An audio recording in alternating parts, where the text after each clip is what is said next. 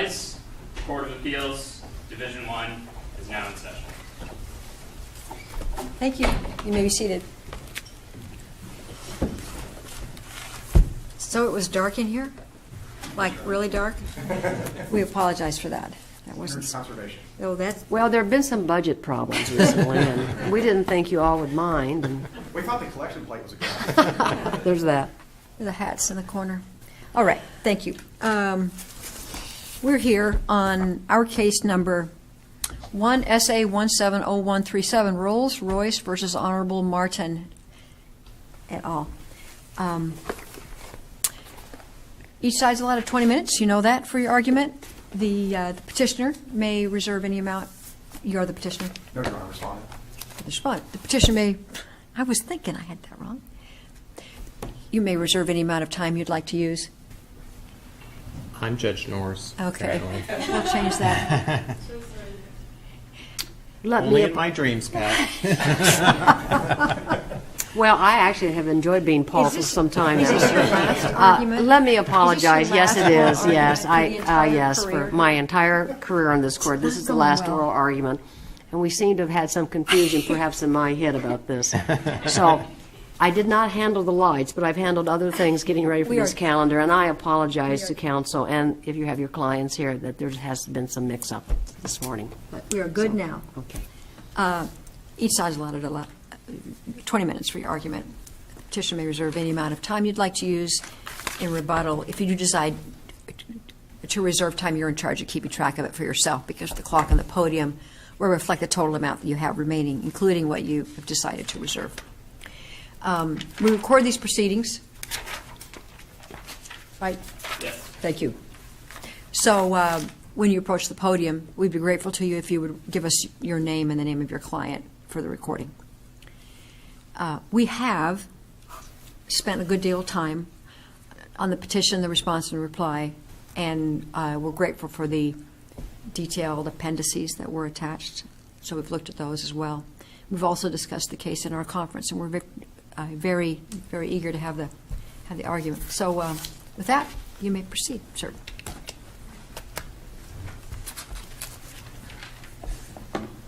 Thank you, Your Honor. I'm Tom Klein. I'm here on behalf of Rolls-Royce Corporation, together with Iman Solomon. And my fervent hope would be to save a few minutes for rebuttal, but we'll see how that goes. May it please the Court, Rolls-Royce does not believe plaintiffs have made a prima facie showing of either Rolls-Royce making any purposeful conduct that was directed to this forum, Arizona, or that their cause of action arises out of those contacts that they allege. I want to begin at the beginning, which is the plaintiff's complaint. They have 3 claims against Rolls-Royce Corporation: negligence, product liability, and breach of warranty. All of them, these are in counts 4, 5, and 6 in the complaint, which is at Appendix 3. All of them relate to a claim that there was something wrong with this engine when it was built in Indiana in 1996.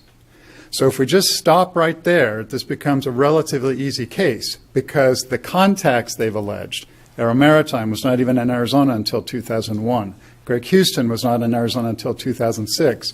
Aviol did not sell any of the products that are alleged to be defective that are in that engine, so that's all a red herring anyway. None of that arises out of the claims they're making against Rolls-Royce in this case. If they wanted to make a claim about a defect in the engine when it was made in 1996, they could have sued Rolls-Royce in Indiana, where Rolls-Royce is at home, no question, general personal jurisdiction there. What they did is they're hedging their bets. They think maybe the problem was a repair done by Aero Maritime and Arizona Corporation, and it's convenient for them to just also sue Rolls-Royce Corporation in Arizona. But the Walden case from the U.S. Supreme Court in 2014 makes it clear that you don't decide personal jurisdiction based on the convenience of the plaintiff. Could we go back in Yes. time, sir? On the defect, we have what I would say a boodle of plurality decisions from the United States Supreme Court. Bless them. I wish they would make up their mind. But that's the hand we're dealt with. And beginning with Justice O'Connor's decision in Asahi, I believe, and then McIntyre. But looking at McIntyre and looking at Justice Breyer's concurrence, and assuming that that is the governing decision under the Marx doctrine, it appears that the stream of commerce plus theory is still alive and kicking, and that it at least today commands the field on this. Why then isn't there compliance or personal jurisdiction under stream of commerce plus, given that Rolls-Royce has relied on its supposedly contractual relationship with the mechanic Aero Maritime to be the entity that on behalf of the engine manufacturer provides advice and service and basically encourages, because of this network, the existence of the network, people to buy helicopters with Rolls-Royce engines? Well, a lot in that question. I know, and I'm sorry. That's all right. So I'm going to go kind of most recent to the beginning of the question. There's no evidence that having Aero Maritime in Arizona encourages any sales for Rolls-Royce anywhere, and it would have to be encouraging sales for Rolls-Royce engines in Arizona. But that's not what Justice O'Connor's decision actually said. It was that that there's a network available. They may well be independent distributors or independent repair shops, but nevertheless, there is a defendant-created network that exists, and I'm using that a little bit euphemistically. Right, and I don't believe there's any evidence that Rolls-Royce created this network. But they advertise it. They advertise it. These are facilities that are authorized to do repair on Rolls-Royce engines. Rolls-Royce actually owns one that's in Oakland, California. The plaintiffs from Utah could have chosen to send their engine there. But let's put some bounds first on the law. There's no question in all these cases, all these plurality opinions, that foreseeability and reasonableness is not alone enough. So just foreseeability that a Rolls-Royce engine may end up in a repair facility in Arizona is not enough. You have to have that plus part. You have to have something, this is from Asahi, something that targets the forum. And it has to be an action by the defendant, that is Rolls-Royce targeting Arizona. Now, if we look at the facts here, Aero Maritime decided to open a facility in Mesa. They could have opened a facility in Dallas, Denver, Salt Lake City, and based on a 30-year relationship at that time that went back to 1971, Rolls-Royce would have probably recognized them as an authorized repair facility because of the parent company and the relationship that Rolls-Royce had with that parent company going back to 1971 on the island of Malta. So it was fortuitous that Aero Maritime chose Arizona. And Rolls-Royce, there's no evidence that Rolls-Royce did anything to tell Aero Maritime, we want you to open a repair facility in Arizona. No, but once it was open, over the last 30 years, Rolls-Royce has continued to maintain it as one of a small handful of authorized warranty repair shops. So it's not so much that Rolls-Royce chose Arizona, but Rolls-Royce consciously continued to re-up with Aero, wherever it was. It didn't care where it was, but it did re-up with Aero, and I think, based on this loose evidence standard that we're working under here, you could make the argument that Rolls told its customers, effectively drove its customers in the Southwest to Mesa. If you want to have warranty repairs done, you need to go to Mesa to do it. So that's a pretty, arguably a purposeful contact with Mesa. Well, there's no question that Aero Maritime's been an approved facility since 2001. I don't have any evidence that Rolls-Royce is forcing people to go to Aero Maritime in Mesa. There also are approved facilities in Dallas and Oakland, for example. And frankly, every airport has an FAA-approved repair facility. You don't have to go to one that Rolls-Royce approves, but we encourage that. But that doesn't mean we're driving people Well, to maybe Mesa. driving is perhaps not quite the right verb to use. But I have Justice O'Connor's decision open here. And she talked about, my term again, Stream of Commerce Plus. But, for example, establishing channels for providing regular advice to customers in the forum state. So, taking out the word driving, but establishing channels for advice and repair, for warranty repair, for the repairs that Rolls-Royce touts as being basically factory trained, so that there's an imprimatur of approval that has been presented from, or is being that Rolls-Royce is exhibiting. So to cut to the chase, I think the missing element is in the word purposeful, which I equate with intentional, that Rolls-Royce intentionally wanted a repair facility in Arizona. There's no question Rolls-Royce wants repair facilities, but they don't care where they are. That, like I said at the outset, the repair facility could have been in Albuquerque, Denver, Salt Lake City, and it would have been an approved repair facility. And that doesn't mean that Rolls-Royce was targeting New Mexico, Colorado, or Utah any more than they're targeting Arizona.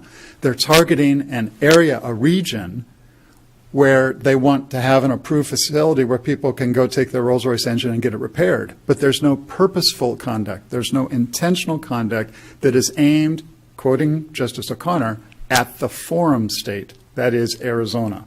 It's fortuitous that Aero Maritime picked Arizona. Excuse me. Oh, no, I interrupted you. I'm sorry. Is there a case that makes that distinction? I mean, I see the words, but you raise an interesting question about whether the purposefulness must be like intent to be in Arizona as opposed to intent to approve an authorized maintenance place, intent to have that available in a general area for its customers. Is there a case that makes that distinction? No, so we need one. Yeah, isn't that? Oh, thank you very much. But I think Asahi gets there, Yeah. because Justice O'Connor talks about focusing attention on the forum state. She rejects the stream of commerce theory that's much looser, that's in the concurring opinion. And then that rejection of that is carried forward in Nicastro, where they say foreseeability, just putting stuff in the stream of commerce isn't enough. That's where the plus comes in. But it makes sense that you have to target the forum state, that you have to want to be in Arizona. Well, except if you're targeting a region that has several states, as long as they accept one of the forum states within that region, what does it matter? It seems to me that they targeted a region, selected Arizona, not Rolls, but the Maritime, and you didn't object to it. So haven't you, by definition, allowed or focused on Arizona by authorizing them to be here? You could have objected, right? I don't know. I mean, Aero Maritime, frankly, bought an existing facility that was already up and running here. So I don't know if Rolls-Royce could have said, no, we don't want you to buy that. We want you to buy one in Salt Lake City. That didn't happen. That's not in the record anyway. But I think it does matter. And I think it's Justice Thomas in the Walden opinion that talks about you cannot encroach on different states. We have 50 separate states for a reason. We have a unique constitutional structure of government. And if you want to sue Rolls-Royce, there is a venue where it's proper, and that's where Rolls-Royce is at home, in Indiana. Especially getting back to, and I don't want to lose sight of it, the basic claim against Rolls-Royce, and the only claim against Rolls-Royce, is that there was a defect in this engine when it left our facility in Indiana in 1996. So if we just stop there, all of this other stuff about Aero Maritime coming to Arizona 5 years later is irrelevant. The cause of action does not arise out of that. They may have a separate cause of action for a deficiency in the repair done by Aero Maritime. Starting, looks like around somewhere in 2012 is where you start having problems with this engine. It worked just fine for 16 years, which suggests that maybe there wasn't a problem with the engine when it left Indiana, but that's getting to the merits. But there's nothing that indicates that Rolls-Royce intended to come to Arizona in particular. Well, that's an interesting question, though. Okay. Your Williams argument, which is that the claim must that the jurisdictional facts must be the but-for cause of the claim. or the tort, I guess. Well, at what point in the stage of litigation, at what stage in litigation do you measure that? I mean, it's, cases ebb and flow. They turn, they take different directions with discovery and with more insight into the law. The complaint is pretty narrow, but we already have seen in the record a bunch of stuff about, Mr. Houston was there, maybe Rolls-Royce didn't properly instruct Aero. There could be a negligent supervision claim there. There could be a negligent repair claim. How does that bear on this analysis? So to answer your question, I think the facts that you look at are the facts when the cause of action arises. The easy place here would be when the hard landing occurs, May of 2014 in Colorado. So what are the relevant facts at that point in time? Well, but if the cause of action is what Judge Johnson just outlined, that's argued by the plaintiffs in their opposition to the motion, those facts occurred before the crash, and you can't ignore them. New claim. That's Judge Johnson's point. Correct. It seems that this is premature to decide the jurisdictional issue when there are additional facts that arguably support jurisdiction. They have been surfaced. There are affidavits. There's information about those facts. To confine the plaintiffs to the four corners of their complaint seems premature, because it would be an easy thing for them to go and amend. Except that this incident occurred in May of 2014, so we're way past the statute of limitations. But it would clearly relate back under Rule 15. It's just a change in the cause of the theory of a cause of action, but the cause of actions have all alleged. There's been full disclosure. I honestly don't see there would be any problem with a relation back. I'd like to at least brief the relation back argument. Well, you can to the trial court. That's right. If you live on this. The complaint is very clear. It's all focused on a manufacturing defect in 1996 when the engine left Indiana. The first time we ever hear this claim that, Greg Houston, when he's at an inspection in March of 2013, maybe should have seen the problem, is in the response to this petition for special action. Brand new argument. So applying normal appellate rules, you would disregard that because it's a new argument. But what it did is it helped focus on the arising out of issue. As pled, they get to choose. They decided how they wanted to frame their cause of action. The cause of action was only, as against Rolls-Royce, that there was a defect when the engine left our facility in Indiana in 1996. And all this other stuff is after the fact. The cause of action against Rolls-Royce does not arise out of things that happened years after the engine left Indiana in 1996. And if I may, go ahead. Sorry. Well, if we take up your time with questions, we'll give you more time. Although in truth, in fairness, I think the petition didn't emphasize the arising out of issue very much. It's in the reply. Williams and it's in the reply. But let's shift. What if the hard landing, is that what the euphemism is, hard? What if that had occurred in Flagstaff? Would this be an issue at all? I'm just curious. I think it would be, because I would argue that it was fortuitous that the hard landing happened in Arizona. The cause of action against Aero Maritime still might arise here, but I think, now we're into kind of similar to a choice of law analysis. The place of the hard landing is fortuitous. I'm not emphasizing the fact that it happened in Colorado. Yeah, then it would be an Asahi, Right. Right. the pure stream of commerce Right. plus case. What makes this odd is that the suit is not brought where the crash happened, where the tire exploded, where the engine Maybe. broke or something. But what I think you all have to do now is look at where they chose to file the complaint. Does Rolls-Royce have minimum contacts, and does the cause of action arise out of those? And just briefly on the arising out of, I agree, it wasn't emphasized in the petition, but it was in the original motion. Right, it was It there. was in the reply. It was there. It was in the judge's Martin's. original order, Judge Martin's order, blank. And it was 5 pages was spent on it in their response to the petition. And the new argument they brought in the response about Greg Houston and his negligence, which was never alleged before, kind of really focuses the light on the fact that that's a glaring problem. Yeah. So I agree, the petition got off too much on minimum contacts, which also are not present because Rolls-Royce didn't deliberately do it. But they still also have to prove the arising out of, and that was not waived.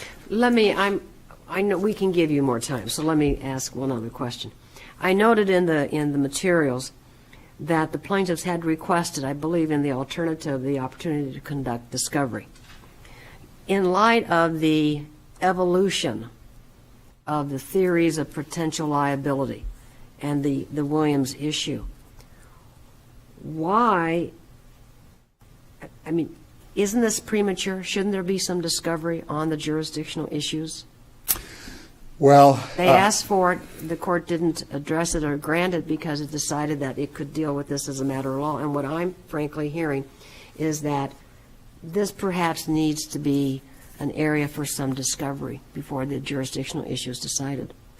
yeah, my first reaction is I'm going to be hesitant to do that because my client has gone down this road before in another state with this plaintiff's counsel, and the personal jurisdiction discovery becomes very onerous and costly. Well, remember, I don't know that. It's not part of my record. so- Understood. Okay. I'm just telling you. It's part of your life, but not That's my right. record. It's part of my Okay. life, part of Yeah. my feelings. Yeah. And I but- understand. I've been there, done that. Right, I know. right. Yeah. But I think the record's complete here. It's too late for them to add this new cause of action, doesn't arise out of, and you don't have that purposeful conduct directed at the forum state, Arizona, so you don't have minimum contacts either. Okay. Thank you. Would, I had like 3 minutes, make it a total of 3. Would you please give Mr. Klein 3 minutes? Thanks.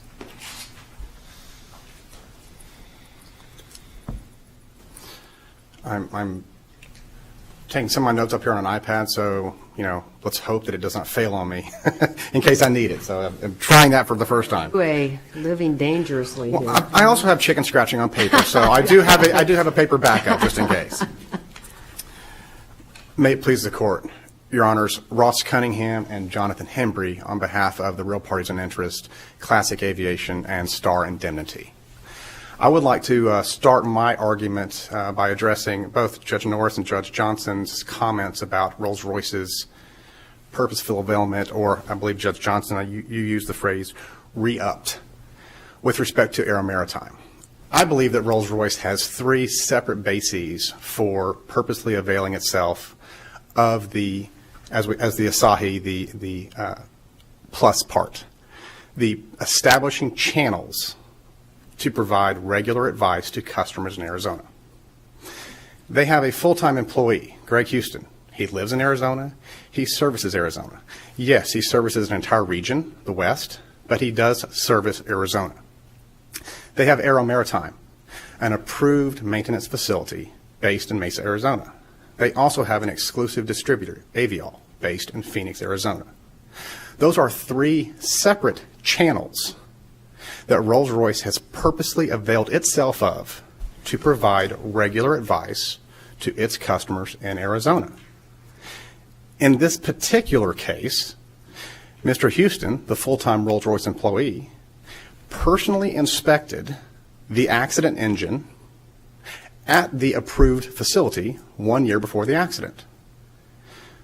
We have pled negligence against Rolls-Royce, and in fact, it was in our petition in the state court. It was also in our response to the motion to dismiss that we have alleged negligence against Rolls-Royce, including, and I would like to quote from paragraph 51 of our complaint, appendix page 87, Rolls-Royce further breached its duties when it failed to disclose the existence of a known defect. Doesn't say to whom, but yeah. It doesn't say says that, whom, yeah. but under respondeat superior, Greg Houston, his actions fall on Rolls-Royce. He inspected the engine. Rolls-Royce, in the post-accident investigation, came clean and admitted there was a manufacturing defect. The NTSB adopted that. Mr. Houston was at the Rolls-Royce approved facility 1 year before the accident. Personally, he had his hands on the very engine that failed. Is he a mechanic? I'm sorry, Your Honor? Is he a mechanic? I do thought he was not- a I do not- customer service representative. He is a customer service representative. We have not had the discovery to get into his resume, and it's not present on their website or his LinkedIn page. I do not know if he's an A&P mechanic or not, Your Honor. My guess is, from my familiarity with Rolls-Royce and this industry, is that he is an A&P mechanic, but that is pure speculation on my part, so I do not want to go on record saying yes, he is. What he was, though, on that date in March of 2013, he was the official representative of Rolls-Royce who attended an inspection at a Rolls-Royce approved facility to look at this engine. The facility, if you look at the I do want to make sure I get it right. Record site for you, Your Honors.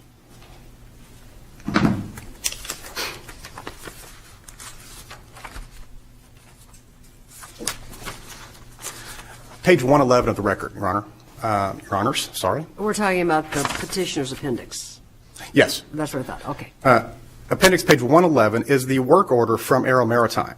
And it's very hard to read. It's super small, fine print on the bottom under the remarks. And I will say my eyes are going on me, so it's hard. But it does say customer, that's Classic Aviation, and Rolls-Royce requested to be present at inspection.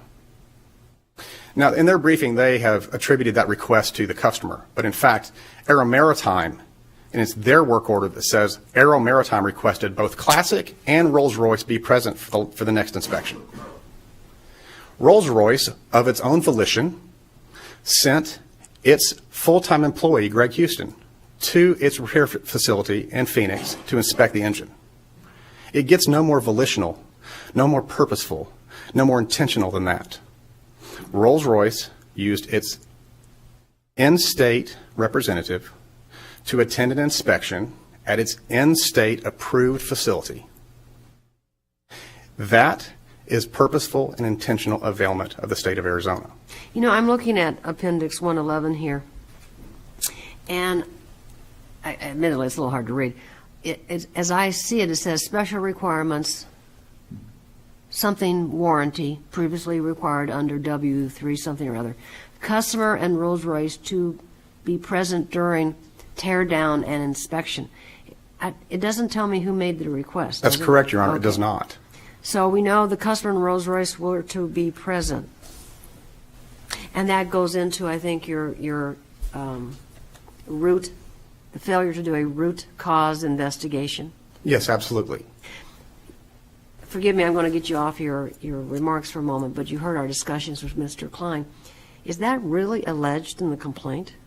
What is alleged in the, and to address both your comment and yours, Judge Johnson, on the Williams factors or the Williams issue. Mm-hmm. No, it's not. Our complaint was a notice pleading complaint. Mm-hmm. We were accusing and did accuse Rolls-Royce of negligence. Mm-hmm. We tried to be as specific as we could, while at the same time, obviously, as I believe Judge Johnson, cases they ebb and flow, discovery comes out, information is provided to refine your theories and provide more detail. That's what pretrial disclosures are for and things like that. What we accused Rolls-Royce of was negligence. Negligence can take many forms. Negligent failure to warn, failure to advise, failure to inspect, failure to repair, failure to manufacture. Notice pleading, we accused them of negligence. They did not accept to that or request a more definitive statement of that pleading. They either adopted it, accepted it for what it was. They moved straight to the jurisdictional challenge. So to answer you directly, Judge Norris, no, we do not make a specific, absolute, they were negligent because they did not launch a root cause investigation on that day. No, we do not have that level of specificity in our pleading yet.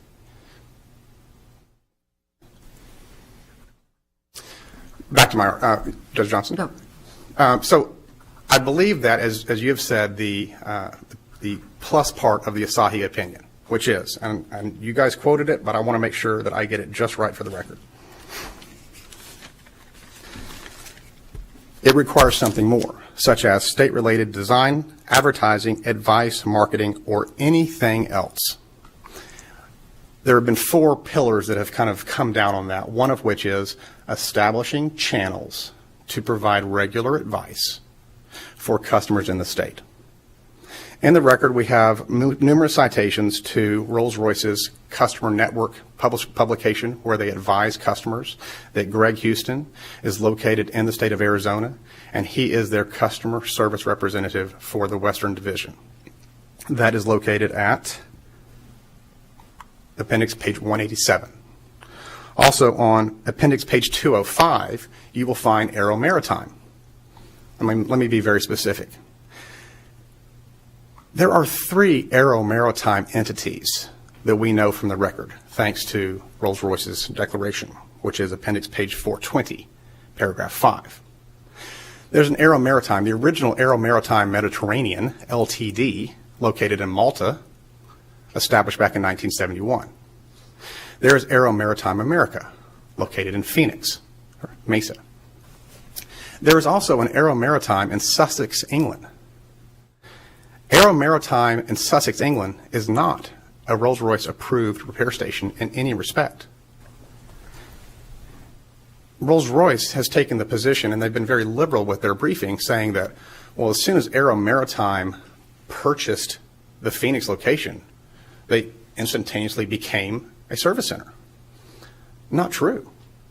They are an approved repair station under Rolls-Royce's network. And as the record shows, appendix page 278, which is directly from their website, with 16,000 turboshaft and turboprop engines in service with more than 4,500 customers, nothing less than world-class service will do. In order to continue providing both global and competitive support offerings, Rolls-Royce has renewed the M250 First network with 33 authorized service centers. And I want to highlight the word renewed because, Judge Johnson, you used the word re-upped. It also goes on the bottom of this page, again, page 278 of the appendix. These authorized facilities are under contract with Rolls-Royce. Aero Maritime Phoenix and Aero Maritime Malta are under contract. Aero Maritime England is not. So for Rolls-Royce to say, well, simply because they bought Phoenix, we had to accept them, simply not true. Rolls-Royce purposely availed itself of Arizona when it chose to adopt and accept and appoint Aero Maritime Phoenix as an approved repair station. We also have, from the same website, appendix page 283. Yes, Your Honor. Thanks. Are you aware of any cases that help us on the point that Mr. Klein raised about the distinction between a purposeful availment of Arizona, really wanting to be in Arizona, and really wanting to have an authorized repair facility in the Southwest, and you choose someone that is good who happens to be in Arizona? Your Honor, to be frank and brief, no, absolutely not. And I believe that Rolls-Royce is trying to play fast and loose with the standard of purposeful availment. And I get why they're doing it. They're trying to say, well, we didn't target Arizona. Arizona found us. I don't blame them. If I was in their shoes, that's the best argument you can make. You make it. But there are repair stations all over the country. All 50 states have repair stations. Rolls-Royce has its decision to make whom shall we adopt as an approved repair station. They could have adopted Aero Maritime Sussex, England, but they did not. They could have approved jet aviation on the field here in Phoenix Sky Harbor. They did not. They chose Aero Maritime Mesa, Arizona as their approved station. That is an intentional act by Rolls-Royce. They also approved and hired Greg Houston as a full-time employee of Rolls-Royce. Yes, he lives in Arizona. Might that be fortuitous? Perhaps. Does it make a difference where he lives as long as he is available to Southwest? I don't know that for purposes of this argument, I don't think it does, Your Honor. That might get more into a general jurisdiction type of analysis, and we didn't approach that in this briefing. I don't think it's necessary. Frankly, I believe having a full-time W-2 employee in the state gets close to general jurisdiction. We did not do discovery on whether Rolls-Royce pays employment taxes and property taxes in Arizona because of Mr. Houston. I don't think we had to do that. If the court is going to request or seek additional discovery, we'll go there. We would also get into the contracts with Aero Maritime, Phoenix, That's and what Mr. Rolls-Royce. Klein was talking about. Of course. And you're right, we have done this jurisdictional discovery with Rolls-Royce, most recently in California, where the court found jurisdiction against Rolls-Royce, but again, that's not before this court. So I think it is abundantly clear under the purposely avail and the established channels to provide advice. Rolls-Royce's briefing focuses on state-related design because, again, Judge O'Connor said state-related design, marketing, advertising, or advice. Rolls-Royce in its advertising directs, drives, whatever verb you want to use, its customers to Arizona for a approved repair station. It directs its customers to Arizona for its exclusive distributor. And it directs its customers to its Arizona-based employee as its primary regional director and primary regional contact. There's a case out of the United States District Court for Arizona from 2016, Quantum Leasing versus Robinson. And it's not an opinion, and of course it's not binding on this court, but it's a very similar situation to what we're presented here. And there, the court characterized the advertisements that you've mentioned as not very significant for purposes of specific jurisdiction, and the court characterized it as passive website. Yes. So, what's your response to that? Your Honor, the quantum helicopter versus Robinson case is, I believe, inopposite for many reasons. Let me tick them off. First of all, we have a holding company who is Quantum Leasing, which buys helicopter from Quantum Helicopters, which bought a Robinson helicopter from Robinson in the state of California. It accepted the helicopter in California. It flew it to Arizona. Rolls-Royce is a Rolls-Royce engine that was installed in the engine by Robinson in California. That's as close as Rolls-Royce gets to having any interaction with that case. What happened after that was Quantum Leasing operated the helicopter. They had what's called a hot start, which is turning on the engine before the turbine section has cooled down sufficiently. Originally, Rolls-Royce said that when you have a hot start, you need to do a visual inspection of the turbine section to make sure you have not overstressed it. 2 years after Quantum Helicopters bought that helicopter, Rolls-Royce unilaterally changed its procedure to say if you have a hot start, you have to replace 2 turbine wheels. It publishes its OMM, its operating maintenance manual, online to customers and to repair facilities. Quantum Leasing was the owner, not the operator of the aircraft. They said they did not get a copy of the updated OMM, and so they sued Rolls-Royce in Arizona for failure to provide it with an electronic copy of the revised OMM. There was no connection to Arizona in that case whatsoever at all. The discussion launched into the passive website and the passive advertising. I believe that was not dicta, but it was effectively unnecessary to be dealt with in that opinion. Rolls-Royce had no connection to that alleged cause of action, a failure to disclose or failure to warn. Completely an opposite from this case. Here in this case, Rolls-Royce is providing advice to customers in Arizona via its brick and mortar approved repair station, via its full-time employee. Understand, in Robinson Helicopter, Mr. Houston, he wasn't named by name, but the employee took no action. There was no allegation that Mr. Houston did anything or should have done anything in Robinson. There's no allegation there. In this particular case that we're on in front of the court today, Mr. Robinson had his hands on the very engine. You mean Mr. Houston? I figured as much. You know, that happens when you're on the point. You get names mixed up. Yes, Mr. Houston had his hands on the accident engine at the repair station authorized by Rolls-Royce that is there to give regular advice to customers in Arizona. They also advertise through a passive website. They also advertise through printed materials, all of which drive customers to use Arizona facilities and Arizona employees should they need any advice.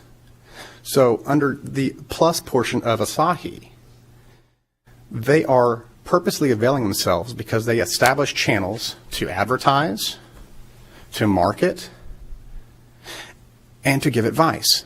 In fact, at the oral argument at the trial court level, counsel for Rolls-Royce said, Mr. Houston was there to provide goodwill and approve the warranty. Goodwill is advertising. He was there to advertise on behalf of Rolls-Royce. I take it that since we have a motion to dismiss that was pending, or have the parties exchanged any discovery No, Your on Honor. the merits of the case? No, Your Honor. So Rule 26.1, the disclosures have not been exchanged? Absolutely not. I believe that's Is that, my understanding as well, correct? That is correct. that's consistent? Okay. No, but we've exchanged the initial Have we? disclosure statement. Oh, you have? My apologies, Your Honor. I was going from off the cuff. We have exchanged. Disclosure statements have been exchanged? Yes. And do we know what the nature of the claim against Rolls-Royce is that is described in the disclosure statement? Since you didn't know about it, you probably don't have the answer to this question. I don't, Your Honor. I can ad-lib as best I can from the pulpit here. As I know what we're alleging negligence at the manufacturer. We're also alleging negligence for the failure to disclose a known defect. Okay, that's and good. that is, we pulled that from the NTSB probable cause report Okay. and the group report on the inspection of the engine. So Okay. that is the nature of the allegation. It's negligence and product liability against Rolls-Royce. We have not, obviously, for trying to leave ourselves as much room as we can, we've tried to be as specific less as we can at this point in time so that we can conduct discovery and refine our strategies. Got it. Okay, thanks. I have 1 minute left. Any further questions? I don't want to take all my time unless you guys have something that I could answer for you. We're good. Thank you so much. Thank you.